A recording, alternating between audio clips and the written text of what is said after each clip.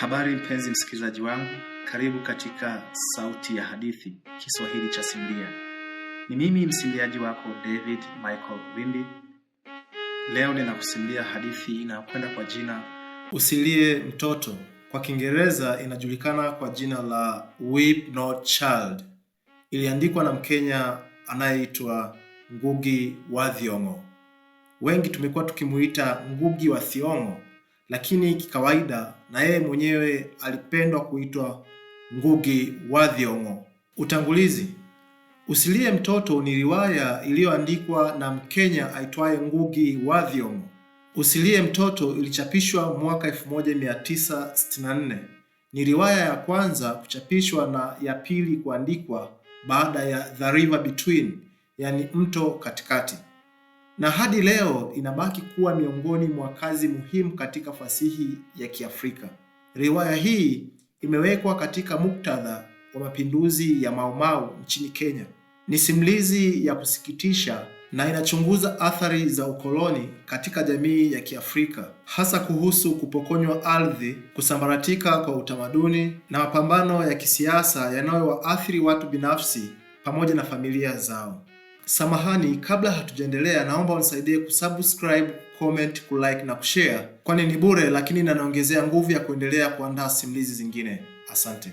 Historia fupi juu ya uandishi wa kitabu hiki. Mwandishi alikuwa anaitwa James Ngugi na baadaye akasema ni utumwa kutumia jina la Kizungu, hivyo akajiita Ngugi wa Thiong'o, akimaanisha Ngugi mtoto wa Thiong'o. Alipokuwa mwaka wa pili chuoni Makerere nchini Uganda, tarehe 1 mwezi wa 12 mwaka 1961 aliandika kitabu kinachoitwa The River Between, yani Mto Katikati, kwenye ushindani wa uandishi wa riwaya Afrika Mashariki. Wakati huo alichekwa sana kwa kuwa Mwafrika aliyejitokeza kwenye mashindano ya kuandika riwaya, hivyo riwaya yake haikuchapishwa kwanza. Wakati Ngugi anasubiri majibu ya ushindani juu ya riwaya yake, aliamua kuandika riwaya nyingine inayoitwa Weep Not Child, Usilie Mtoto.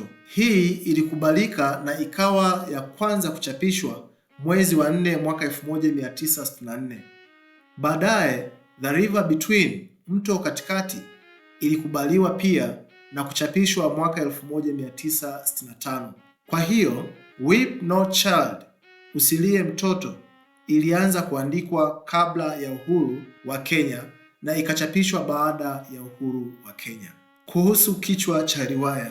Kichwa cha riwaya Usilie Mtoto kinaakisi ujumbe wa matumaini katikati ya mateso yanayoonekana. Kichwa Usilie Mtoto kinaonyesha ujumbe wa faraja na matumaini katikati ya mateso. Kinaakisi maisha ya Njoroge anayepitia huzuni, kuvunjika kwa ndoto na mateso ya ukoloni, lakini bado kinahimiza kutokukata tamaa. Pia kinawakilisha mapambano ya Kenya dhidi ya ukoloni, kikionyesha taifa kama mtoto anayeteseka lakini ana matumaini ya uhuru. Aidha, kichwa kina mguso wa kibiblia unaosisitiza uvumilivu, imani na tumaini la wokovu licha ya maumivu.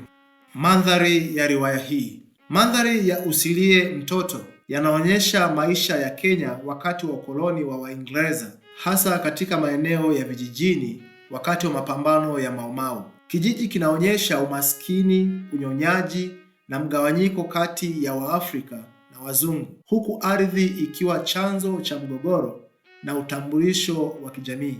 Shule inaonyesha tumaini la ukombozi kupitia elimu, ingawa ndoto hiyo huishia kuvunjika. Nairobi inaonyesha harakati za kisiasa na mwamko wa kitaifa.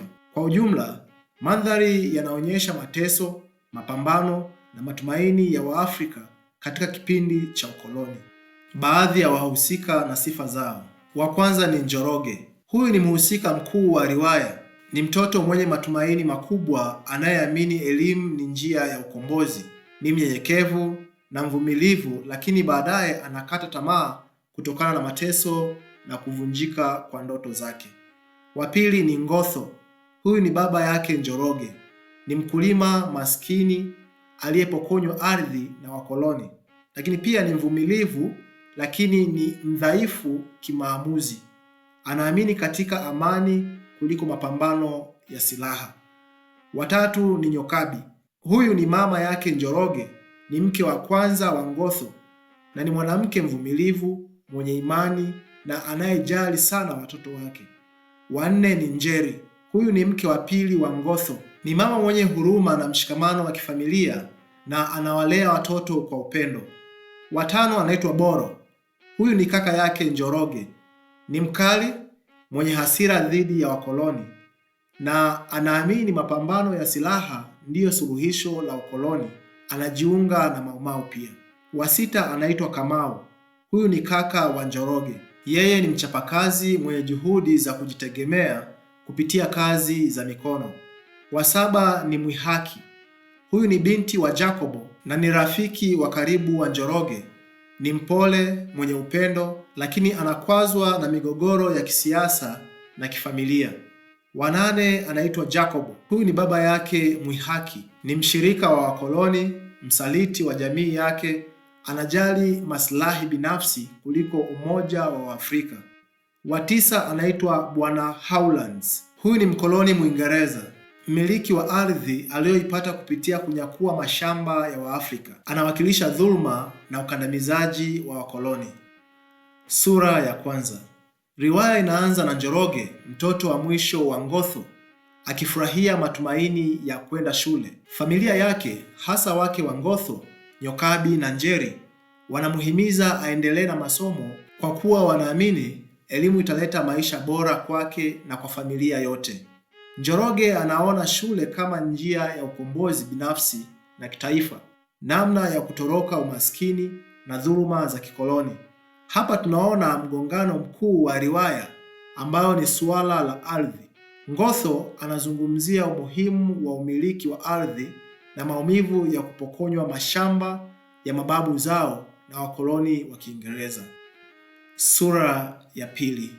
Njoroge anaanza shule na anaonyesha kipaji kikubwa cha kitaaluma na anapendwa na walimu wake. Anaota kuwa siku moja atatumia elimu yake kuisaidia familia yake kurejesha ardhi yao. Ngotho ambaye ni baba wa Njoroge anaendelea kufanya kazi kama mkulima mpangaji katika ardhi ambayo zamani ilikuwa ya mababu zake, lakini sasa inamilikiwa na Bwana Howlands ambaye ni mkoloni wa Kiingereza. Ngotho ana kinyongo kikubwa dhidi ya Waingereza kwa sababu ya kupoteza ardhi yao, na chuki hiyo inaeleza namna uhusiano wake na wakoloni ulivyo. Sura ya tatu. Hali ya kisiasa nchini Kenya inazidi kuwa tete wakati Mau Mau inaanza kuibuka. Watu wa Kikuyu wakiwemo Ngotho wanagawanyika kuhusu namna ya kujibu uwepo wa kikoloni. Baadhi yao kama Ngotho wanaamini katika uvumilivu na matumaini ya siku za mbele, lakini wengine kama Boro, kaka yake Njoroge, wanakuwa wakali na wanaoona mapambano ya silaha ndiyo njia pekee. Boro amejawa na hasira kwa sababu ya kifo cha kaka yake aitwaye Mwangi katika vita kuu ya pili ya dunia na mateso ya watu wao yanayoongezeka. Hapa tunapata kuona pengo la kizazi kati ya wenye matumaini na waliojaa uchungu dhidi ya ukoloni. Sura ya nne. Njoroge anaendelea na masomo na uhusiano wa urafiki wa karibu unakuwa kati yake na Mwihaki, binti wa Jacobo, ambaye ni tajiri na mshirika wa wakoloni. Ingawa familia zao haziishi kwa amani, hasa Ngotho na Jacobo, Njoroge na Mwihaki wanajenga uhusiano wa karibu. Njoroge anaamini kuwa elimu itamwezesha kuvunja migawanyiko ya kifamilia na kusaidia pande zote mbili. Sura ya tano. Mvutano kijijini unaongezeka watu wanapozidi kujiunga na Mau Mau. Ngotho anasitasita kati ya kupinga ukoloni na kutunza familia yake, akiogopa kwamba uasi wa wazi utawadhuru wapendwa wake. Boro anazidi kushinikiza mapambano ya silaha, akimlaumu baba yake kwa kuwa mdhaifu.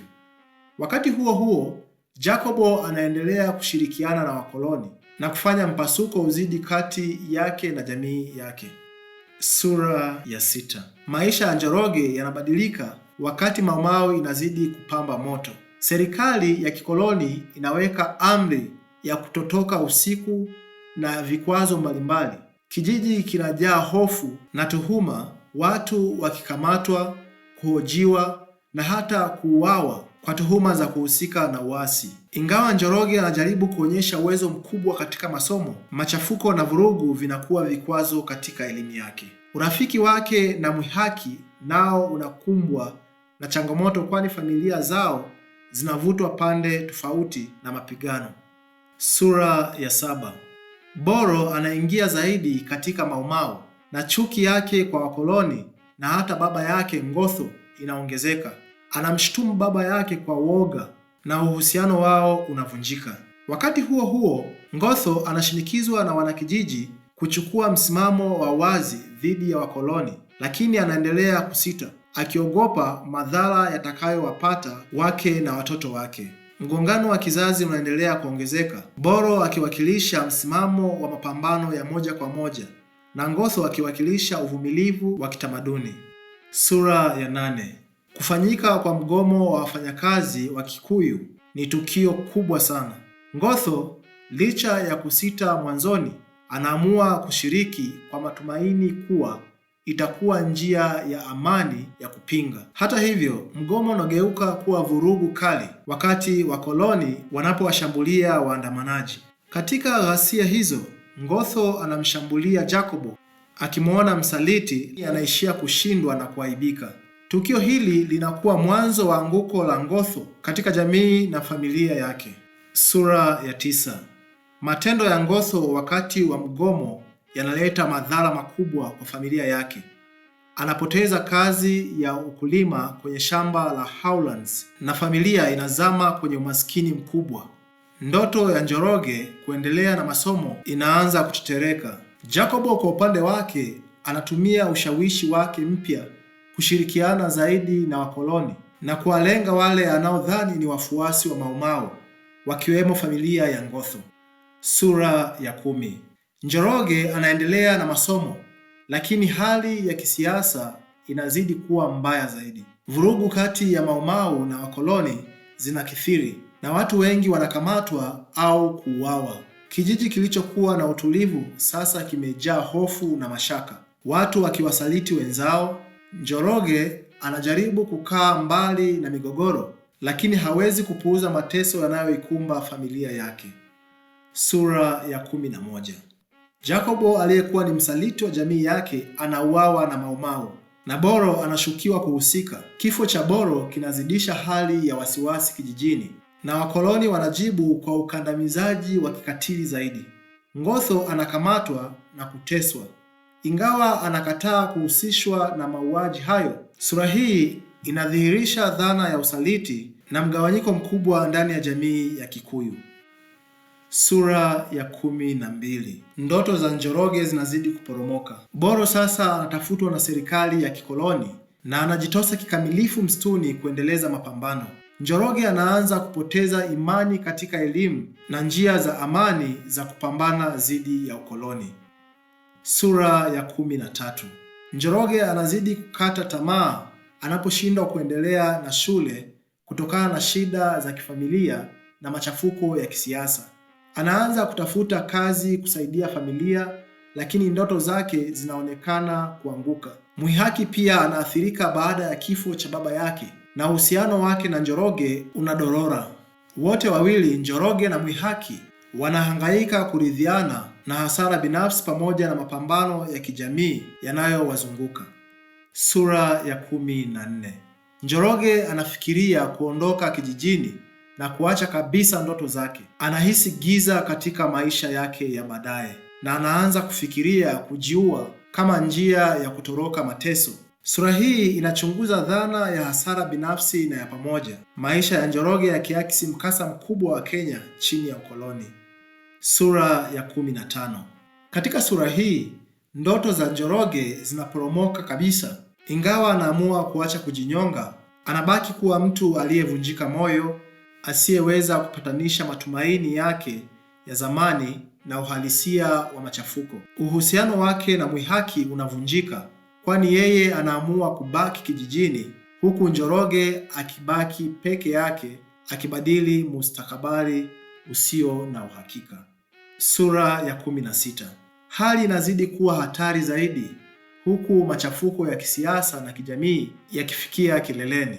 Serikali ya kikoloni inaongeza ukandamizaji wake dhidi ya Mau Mau na hatua zake zinakuwa kali zaidi, jambo linaloleta mateso makubwa kwenye familia ya Njoroge. Ngotho, baba yake Njoroge, anaathiriwa kwa kiasi kikubwa na matukio yanayomzunguka na ushiriki wake katika uasi dhidi ya Waingereza unaongezeka. Msako mkali dhidi ya waasi wa Mau Mau unasababishwa kukamatwa na kunyongwa kwa watu wengi na kuleta hali ya hofu katika kijiji. Ndoto za Njoroge kuhusu elimu zinafunikwa na kivuli cha vurugu zinazoongezeka, huku familia yake ikijikuta katikati ya mapambano hayo. Hapa ndipo tunapoona kuongezeka kwa hali ya kukata tamaa ndani ya familia ya Njoroge, hasa pale Ngotho anapohusishwa moja kwa moja na shughuli za kuupinga ukoloni. Sura ya 17. Hatima ya Ngotho inafungwa pale ambapo ushiriki wake katika upinzani unasababisha kukamatwa kwake. Familia inasumbuliwa sana na jambo hili, na Njoroge ambaye alikuwa ameweka matumaini yake katika elimu anaanza kuhisi uzito wa hali ya kisiasa ukinyanyasa ndoto zake. Kaka yake Njoroge, Boro, ambaye amekuwa mshirika hai wa Mau Mau, anazidi kuwa mkali na kutafuta kulipiza kisasi kwa dhuluma zilizokumba familia yake. Ngotho anakamatwa na hatimaye anakufa, jambo linalotambulisha hatua ya mabadiliko makubwa kwa Njoroge na familia yake. Uchungu wa Boro unaongezeka zaidi na tamaa yake ya kulipiza kisasi inaaksi hali inayokuwa ni ya kukata tamaa. Migongano binafsi ndani ya hisia za Njoroge inafikia kilele huku akijaribu kuleta mwafaka kati ya matarajio yake ya maisha bora na uhalisia mkali unaomzunguka. Sura ya 18. Katika sura hii ya mwisho, Njoroge anafikia hali ya kukata tamaa kabisa. Kifo cha baba yake na mateso yanayoikabili familia yake vinamfanya kuhoji kila kitu alichokuwa akiamini. Matumaini yake ya kutumia elimu kutoroka ukatili wa utawala wa wakoloni yanaonekana kuwa yasiyo na maana mbele ya vurugu na ukandamizaji unaoendelea. Njoroge anafikiria kujiua, akihisi kuwa hakuna mustakabali kwake. Hata hivyo, familia yake, hasa mama yake, anamshawishi aendelee kuishi. Hali ya kukata tamaa kwa Njoroge inazidi kuwa kubwa anapofikiria kujiua, akihisi kuwa hakuna mafanikio yoyote mbeleni. Licha ya mshtuko binafsi, uwepo wa mama yake na mshikamano wake wa kuishi unamfunulia mwanga mdogo wa matumaini. Riwaya inamalizika huku mustakabali wa Njoroge ukiwa haujulikani, ikiwakilisha ndoto za watu wengi zilizovunjika chini ya utawala wa wakoloni. Baadhi ya dhamira na mafunzo katika riwaya hii. 1. Ukoloni husababisha mateso na uonevu. Funzo ni kwamba ukoloni huleta dhulma, kupokonywa haki na mateso kwa wazawa. Kwa mfano, Ngotho na familia yake wanapokonywa ardhi yao na kulazimika kufanya kazi kwenye mashamba ya wakoloni kama Bwana Howlands, hali inayowafanya waishi katika umaskini na fedheha. 2. Elimu huonekana kama tumaini la ukombozi. Funzo ni kwamba elimu huonekana kama njia ya kujinasua kutoka katika umaskini na ukandamizaji. Mfano, Njoroge anaamini kuwa elimu itamwezesha kuikomboa familia yake na jamii yake, japokuwa ndoto hiyo inavunjika kutokana na hali ya kisiasa na kijamii. 3.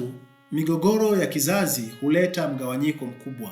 Funzo ni kwamba tofauti ya kimtazamo kati ya kizazi cha wazee na vijana huleta migongano katika jamii. Kwa mfano, Ngotho anaamini katika uvumilivu, ili hali Boro anaamini mapambano ya silaha dhidi ya wakoloni, hali inayosababisha mgawanyiko mkubwa ndani ya familia yao.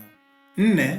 Usaliti na kujipendekeza huvunja umoja katika jamii. Funzo ni kwamba kushirikiana na adui kwa maslahi binafsi huharibu mshikamano wa jamii. Kwa mfano, Jacob anashirikiana na wakoloni ili kupata faida binafsi, jambo linalomfanya achukiwe na jamii na hatimaye anauawa. 5. kukata tamaa huangamiza ndoto. Funzo ni kwamba kukata tamaa kunamfanya mtu ashindwe kuona tumaini hata pale linapokuwepo. Kwa mfano, baada ya kufiwa na baba yake na kushindwa kuendelea na masomo, Njoroge anakata tamaa kabisa na kufikiria kujiua. Huu ndio mwisho wa simulizi yetu. Naomba uniandikie hapo kwenye sehemu ya comment kuwa wewe umejifunza funzo gani. Na kukumbusha tena, naomba usahau kusubscribe, comment, kulike na kushare, kwa maana unanipatia nguvu ya kuendelea kuandaa simulizi zingine. Pia usisahau kufuatilia riwaya inayofuata inayoitwa The River Between, mto katikati. Asante sana kwa kunisikiliza. Ni wako David Michael Wimbi, na kupenda sana. Mungu akubariki.